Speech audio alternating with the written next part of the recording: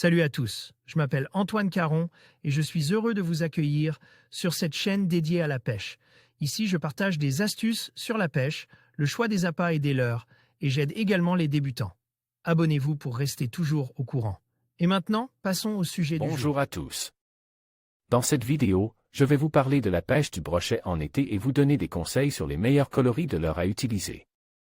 L'été est une période passionnante pour attraper ce prédateur, mais il est essentiel de choisir les bonnes couleurs pour maximiser vos chances de succès.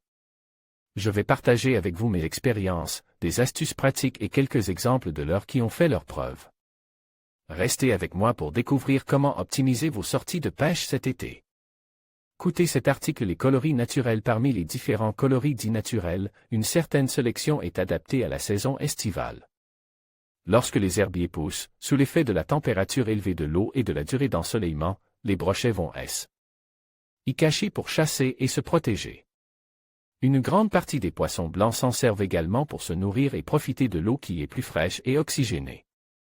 Les coloris qui imitent les gardons, les brèmes ou les perches sont particulièrement efficaces.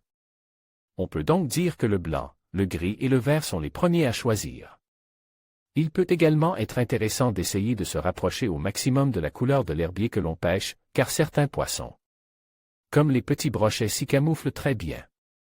D'ailleurs, les coloris qui imitent des brochets de l'année sont particulièrement intéressants pour leurrer les grands brochets, généralement cannibales. Les coloris pour les eaux teintées. Bien évidemment, l'eau de nos plans d'eau et rivières n'est pas toujours claire et les coloris naturels ne sont pas passe-partout. Un coloris très populaire auprès des pêcheurs grâce à son efficacité est le Fire Tiger.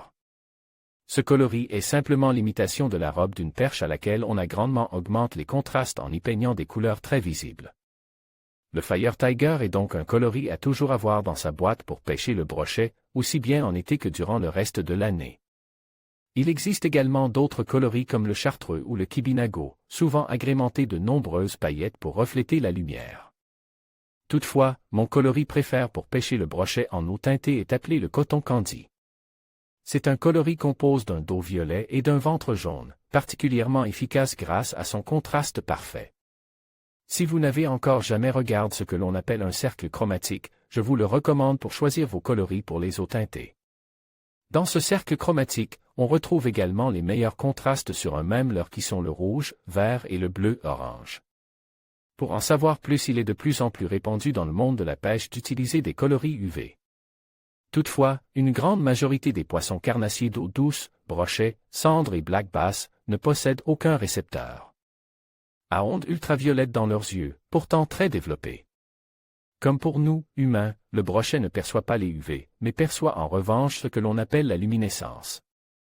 La fluorescence, aussi nommée phosphorescence, est une forme de luminescence qui peut donc être perçue par les brochets. Les leurres phosphorescents sont donc une option totalement viable lorsque la luminosité est faible et que vous avez suffisamment laissé votre leurre au soleil pour qu'il puisse se charger. En conclusion, pour réussir la pêche du brochet en été, il est essentiel de choisir les bons coloris de leurre.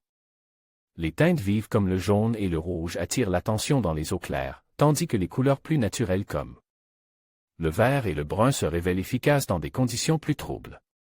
N'oubliez pas d'adapter votre choix en fonction des conditions de lumière et de l'environnement aquatique. En expérimentant avec différentes couleurs, vous augmenterez vos chances de succès. Bonne pêche et à bientôt sur l'eau.